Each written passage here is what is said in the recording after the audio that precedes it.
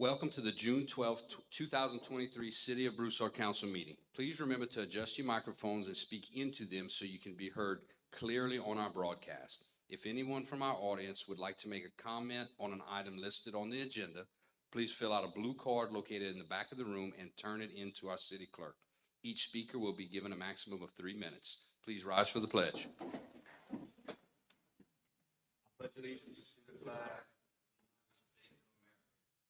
to the republic which stands one nation under God, indivisible, with liberty and justice for all.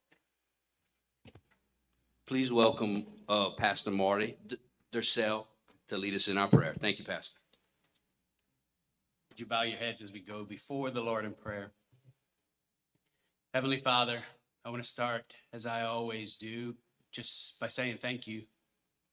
Thank you for your goodness, Lord. Thank you for your faithfulness. Most of all, thank you for your unyielding love for each and every one of us. God, I pray tonight over this council, this meeting, the council members, our mayor, our other city officials, all of our first responders and community of Broussard, Father. I pray that tonight's meeting would be blessed and assured by what it is you would have these men and women to do for the citizens of this city. Father, I pray that each of them have wisdom and guidance from you to do your will. We love you. We thank you for this day. And we pray all of this and we ask all of this in the precious name of your son, Jesus. Amen.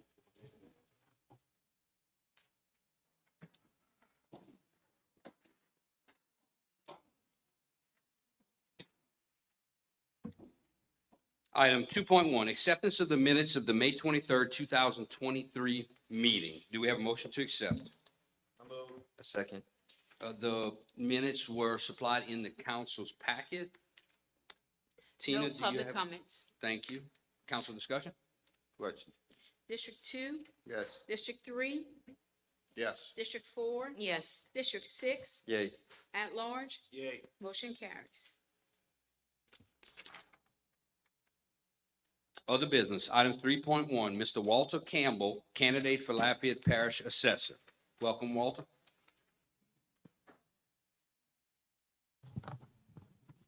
Thank you, Mr. Mayor. Thank you, council. Good evening, everyone. Can I take this out? Do I have 3 minutes? Awesome. Thank you. I appreciate being here tonight. My name is Walter Campbell, and I'd like to be our next Lafayette Parish Assessor. I'd like to begin quickly by telling you a little bit about myself, and then I'd like to tell you about some of the challenges I hope to tackle once elected as our assessor. I went to USL, graduated in 1991 in business. My wife and I met there, and we've been married for over 30 years. We have 2 children. My son works in the oil field here in Broussard, and he creates electronic dance music. And my daughter just was accepted to Baton Rouge as a medical doctor. She is in residency in Baton Rouge right now. In fact, she starts in a couple of weeks. She's married with 2 kids. And anybody in here have grandkids? Well, if you don't yet have grandkids, you don't know what it means. They are our sunshine. It's awesome. After college, I worked in the IT industry for many years, and then I thankfully found my way into real estate, where I've been for almost 25 years. I love everything about my profession, and I'm also a huge property rights advocate. In 2008, I was visiting with my friend Louis Perrette, our clerk of court, at a Boy Scouting event, and I told him that I'd had an interest in running for office. And he said, "What office?" I said, "Lafayette Assessor." He said, "Okay, well, the current guy's doing a pretty good job." And so for the last 15 years, I've been honing my real estate skills to help our community. Additionally, I've served in a number of for-profit and not-for-profit organizations, including Lafayette Habitat for Humanity, where I still serve on their advisory committee, probably 17 years. I also serve with the Boy Scouts, the Kiwanis Club of Acadiana, and currently serve with the Salvation Army. I'm also a veteran. I served in the U.S. Air Force and the Louisiana Air National Guard. where I served our country and our state. So again, for the last 15 years, I've been talking with our current assessor, who is retiring next year after 24 years in office, and I hope to pick up that torch and move it forward. Some of the things I'd like to tackle once elected. Number one is technology. Does anybody in here actually use the assessor's websites? I'm not just talking Lafayette, but all of them. I use a bunch of them. In fact, if I type in LA on my browser, it automatically populates LafayetteAssessor.com. That's how much I use it. And I see opportunities for improvement on the website. So realtors use it, title attorneys, abstractors, appraisers, a number of other real estate related functions use the assessor's websites. And I find that there are some improvements that can be had. If you don't ever use it, you wouldn't get it. But if you use it every day like I do, these are needed improvements. So I'd like to do that. Secondly is outbound communication. I'm a veteran. Thankfully, I'm not a combat veteran. I know a lot of people that were combat veterans, and they leave our country to go fight overseas, and they come back to our country and they're not the same people that they were when they left.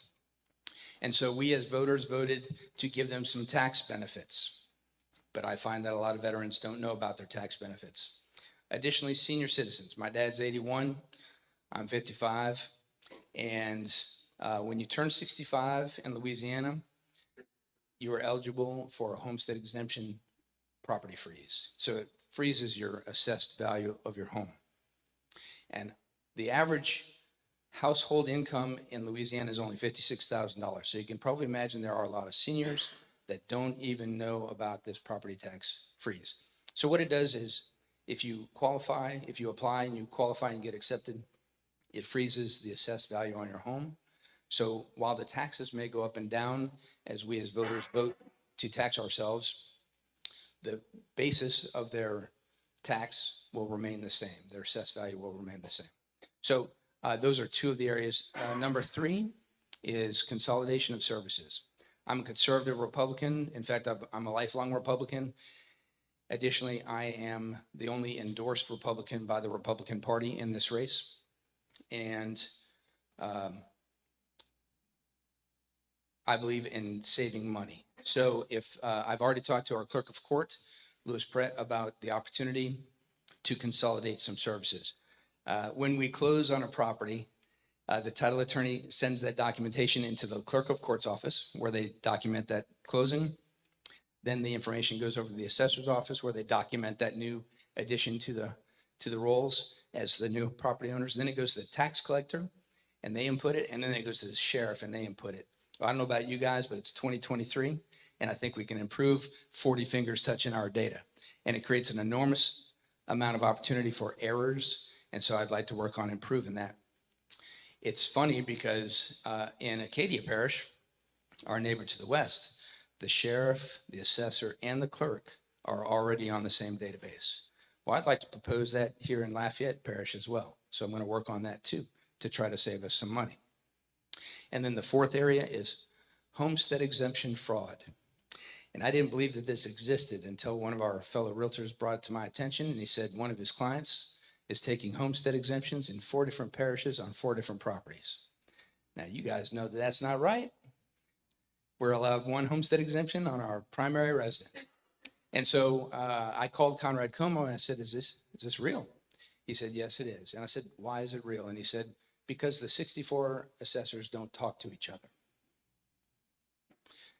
So I brought that to a parish executive committee meeting, and one of the members there questioned the validity of that claim. So I went ahead and did my homework, and I called Jimbo Pettijohn, the assessor over in Acadia Parish, and I said, Jim, is this real? He said, darn right it is. In fact, it just happened this morning. I said, tell me more. He said, I've got a resident with a homeowner, a homeowner, resident of Rain, who's taken a homestead exemption in Acadia Parish, and they also own a house in North Carolina where they're taking another homestead exemption up in North Carolina. I said, well, Jimbo, how did you know about that? He said, because I subscribe to a national database that shows which person has their primary residence where. I was like, So I did talk to our assessor, Conrad, and he said that they are in the process of getting on that same network. So I don't know about you guys, but I feel that anybody that takes advantage of that is defrauding the rest of us taxpayers. And I'm going to work hard to try to fix that and retrieve some lost revenue due to Lafayette Parish. So also, this is something, again, I've been talking to Conrad for the last 15 years about. This is not a stepping stone opportunity for me. Once elected, God willing and voter willing, I will remain in the position for as long as you'll have me. So if you have any questions, I'd be happy to take them. That's my platform in a nutshell. I didn't want to take too much time this evening, and I really appreciate the opportunity to be here in front of you. Any questions? You're trying to figure out how to do that, aren't you? Thank you again. Thank you, Mr. Campbell, and thank you for your service to our country.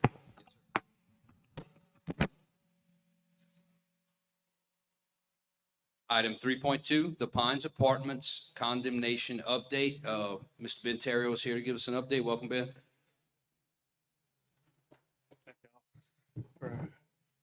So I did speak to Mr. Lee today. I guess about 2 weeks ago, I got a copy of the contract that he does have a contract to sell. I spoke to him today. It is still on track. The closing date on the contract is July 25th, I believe. He says it's looking like it's going to close the end of this month, maybe the very beginning of next month. But right now, everything is still on track. The building that we condemned still remains boarded up. The only access is through the front door. He has the key to the lock. But it's secured. Nobody can get in and out. All the windows are boarded up. All the window units have been pulled off. So at this time, he's complying with all the requirements as long as the closing goes through. That's good news, Ben. We'd like you to come back and report to the council either at the time that the closing has happened, or at the time where it's fallen apart and this has not happened, so the council can determine if there's additional action, please. Yes, sir. The other thing I did speak to, he had multiple people looking at the property, and I believe somebody else put in a backup offer is what they told me they were doing.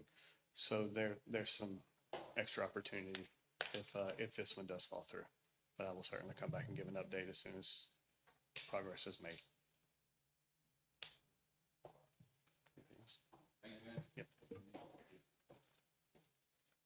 Item 3.3, the Villas at Albertsons Agreement Review. Walter and Oscar are prepared to report on the agreement. The draft of the agreement is in the council's packet. It was modeled after the agreement we did with the subdivision off of Moulin Road, which was going to be a rental house subdivision. I believe it's very, very close to that agreement, but I wanted to give the council an opportunity to look at it and make comments before we pushed it forward. So Walter, could you walk us through it, please? Yeah, so this is it's kind of being built like an apartment complex, but it's not. It's being put forward as a townhouse development with individual lot units. Same thing that happened on Moulin Road. So we use the same agreement that we formulated, that actually Gerald formulated on Moulin Road. And these things are kind of give us a particular problem in that typically in a subdivision, you build the streets, you put the water lines in, you put the sewer lines in, everything's finished. Mel inspects it, we record the plat, and then the property owner starts pulling building permits. Well, in these types of things, they want to build the whole thing at once. So essentially what this agreement does, it says, we'll let you go ahead and record the plat, even though you haven't put all these improvements in. You can pull individual building permits on each unit, but you can't get certificates of occupancy until the whole thing's finished.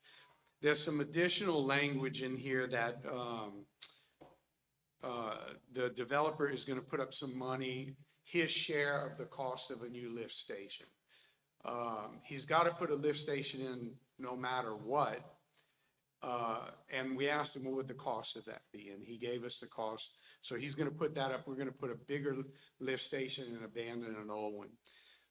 Also, the development is going to necessitate doing some road improvements in front of the building. And in this, he's gonna pay the cost for that.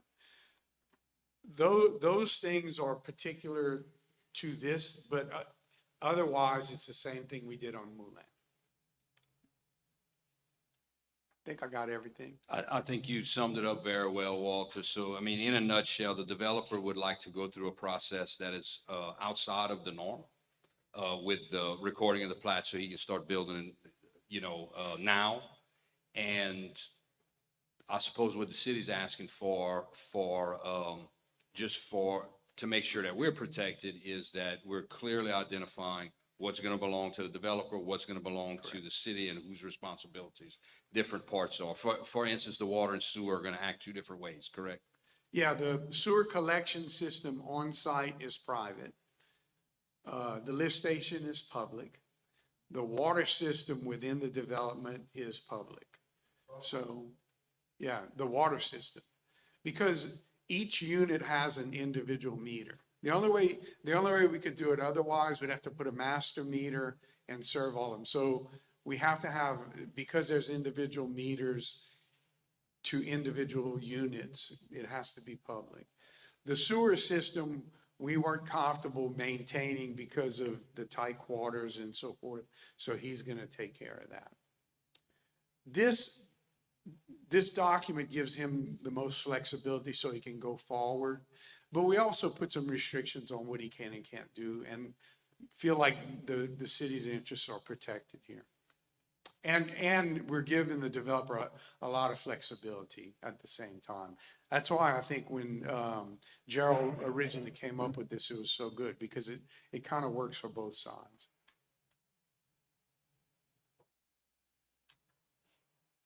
Yeah, he's right. And the changes he referred to were put in later to make sure it covered the city on these issues, the roads and the sewer and the water.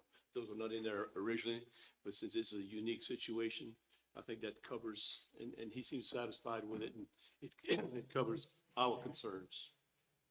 And my understanding from talking to Mr. Guidry is that he's comfortable with the agreement as it is. He was ready to sign it, but I wanted it to come in front of council for comments first, just as we were dealing with the draft. But he's ready to record his plat and start building soon as the city allows it.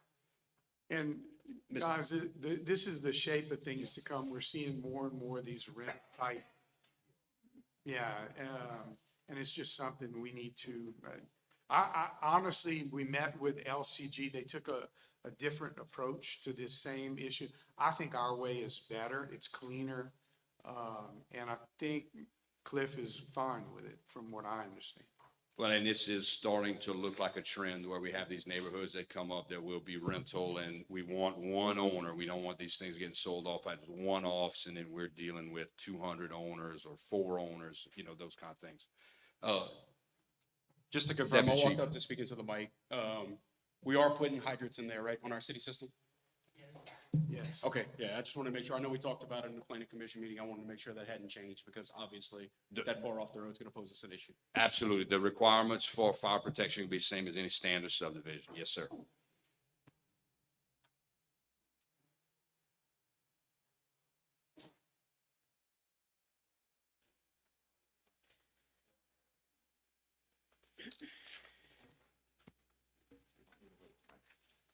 No, it was just an opportunity to discuss it. If the council saw anything there, they wanted changes, we're gonna get signed with Mr. Guidry tomorrow. Unless the council has some changes, we need to go through and negotiate with him. Okay. He is eager to record his plat. Well, I've talked to him recently. Well, thank you. Item 4.1, a resolution number 474-23, a resolution abandoning a drainage servitude in Ambassador Commons Phase 1. Do we have a motion to approve? Motion.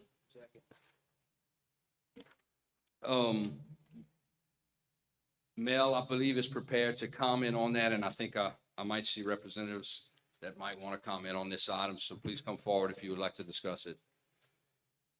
Yes, this drainage servitude, what happened, they redirected some of the drainage within the subdivision and incorporated some inline retention.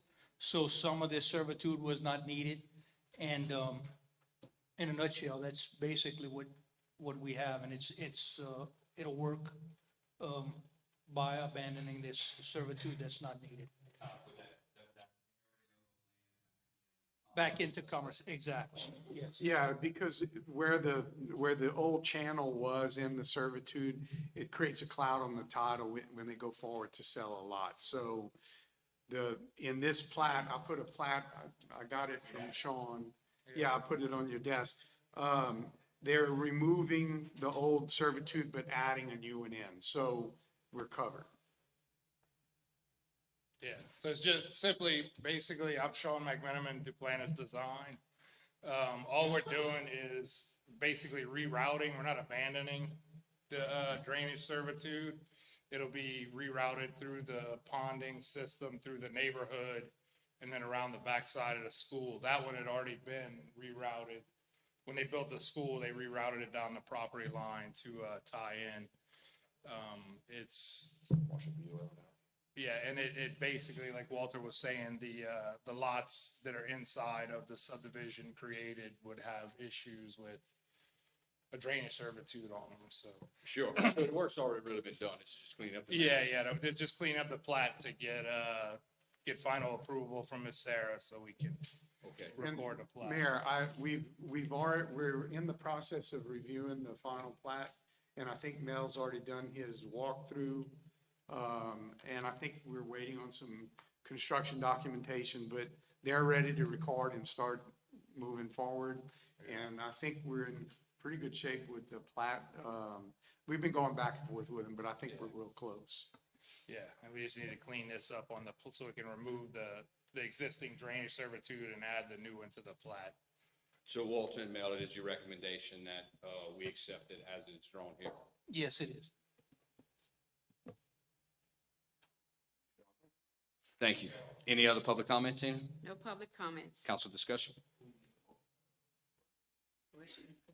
Question. District 3, Yes. District 4. Yes. District 6, Yay. at large. Yay. District 2, Yes. motion approved. Ordinances for introduction. Item 5.1, ordinance number 23-771, an ordinance annexing certain properties located on and along the southern side of LA Highway 92, Young Street, in Section 9, Township 11 South, Range 5 East, Lafayette Parish, known as the Lopez Real Estate Properties LLC in Voting District 5. Do we have a motion to introduce? Second. The map is in the council's packet.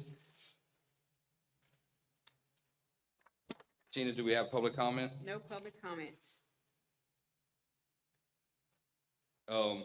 Oscar, looks like everything's in order. The property owner made petition to the city. Council discussion? District 4. Yes. District 6, Yay. at large. Yay. District 2, Yes. District 3, Yes. motion approved.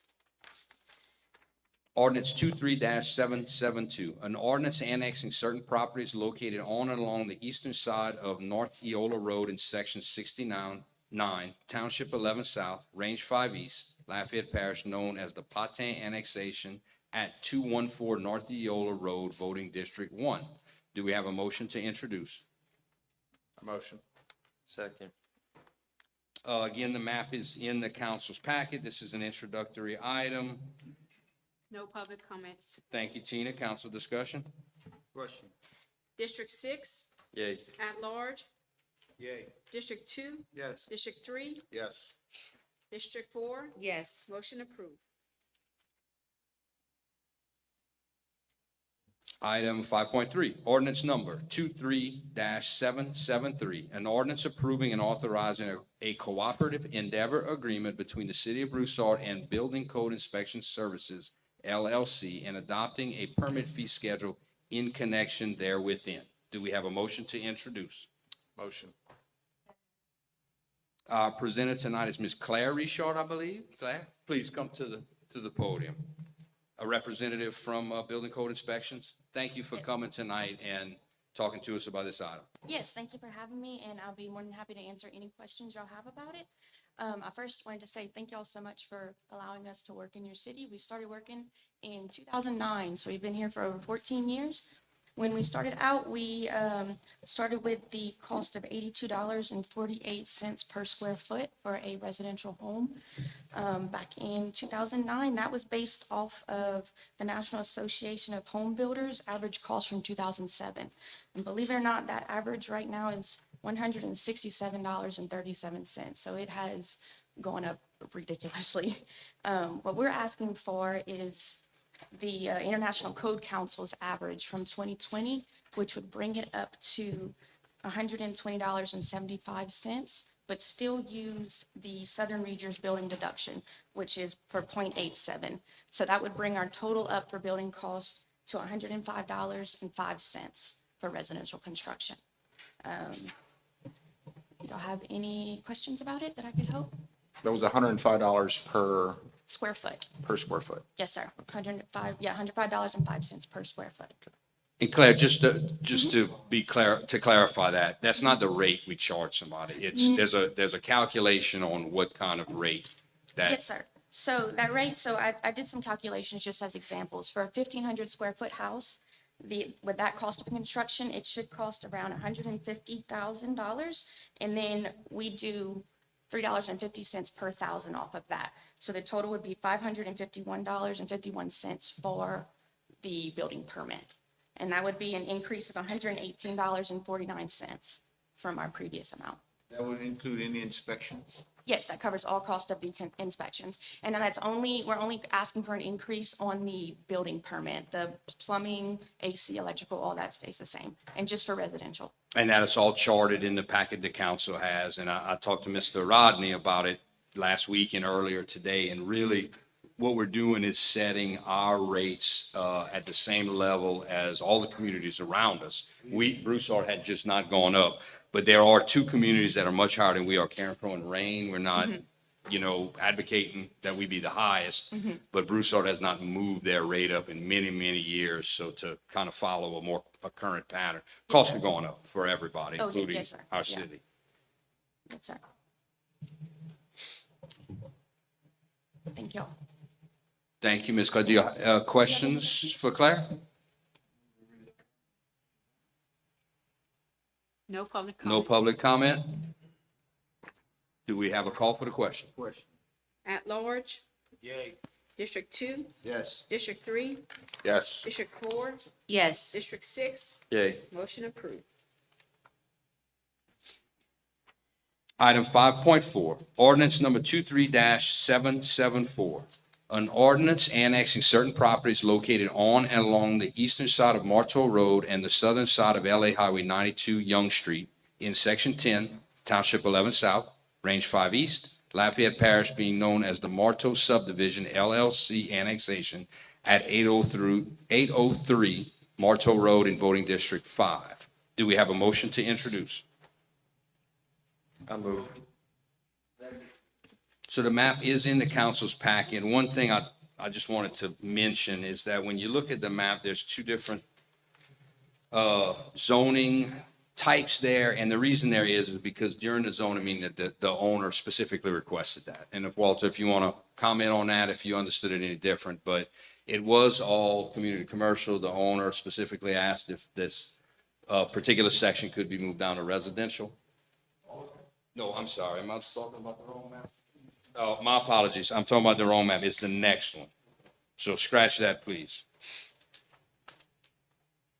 So this one is as you show it in blue, David. Residential, yes. Tina, do we have public comment? No public comments. Council discussion? District 2, Yes. District 3, Yes. District 4, Yes. District 6, Yay. at large, Yay. motion approved. Item 5.5, ordinance number 23-775. An ordinance amending ordinance number 20-625, section 201.6 of the subdivision regulations referencing the planning fees for residential and commercial. Do we have a motion to introduce? I move. Second.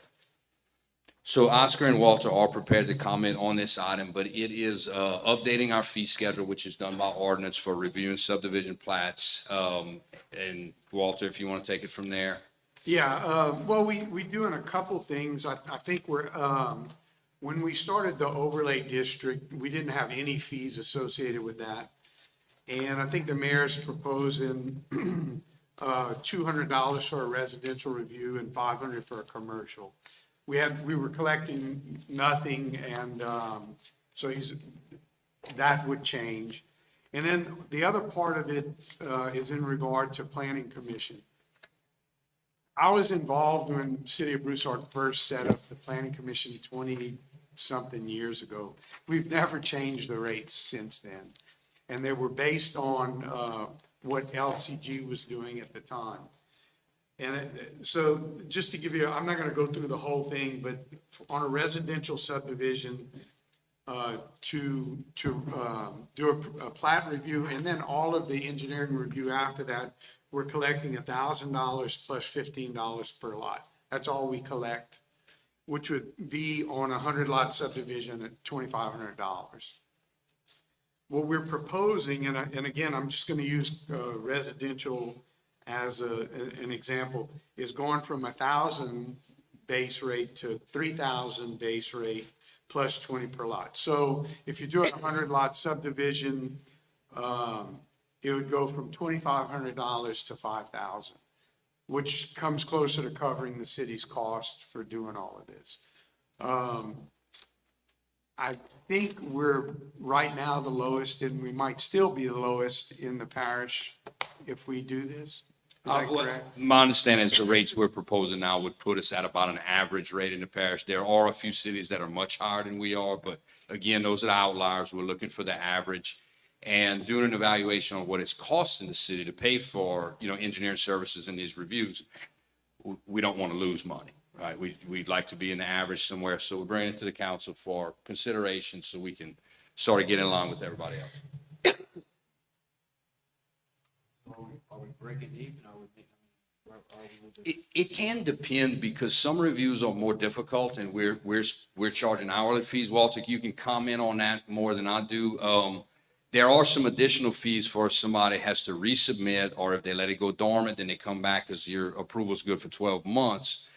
But some plans are better organized and more thorough than others, might be a good way to put it, and others are being pieced together as we deal with them, so That would be a nice way to put it, but. that's how I'll put it. Yeah, I think on average, let's just use the 5,000, gets us closer to kind of breaking even on, this stuff is, and I don't want y'all to take this as a complaint, but on Old Town Review and zoning and all these things, this is constant every year. So I think this kind of gets us closer to at least a break even. We were losing money before, there's not a doubt in my mind.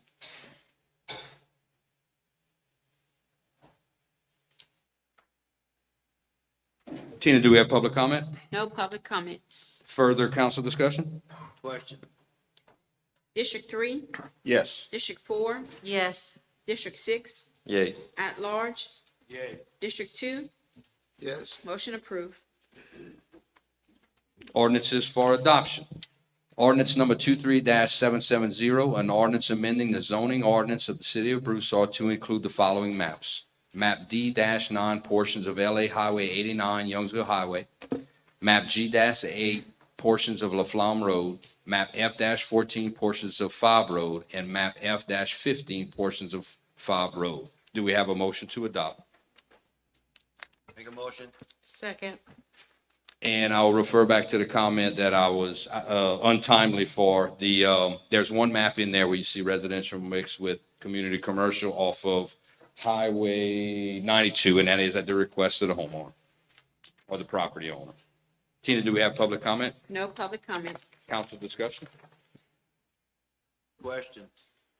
District 4, Yes. District 6, Yay. at large, Yay. District 2, Yes. District 3, Yes. motion approved. That was the last item on our agenda. Thank you all for being here at the meeting tonight, and please drive safely. Meeting adjourned.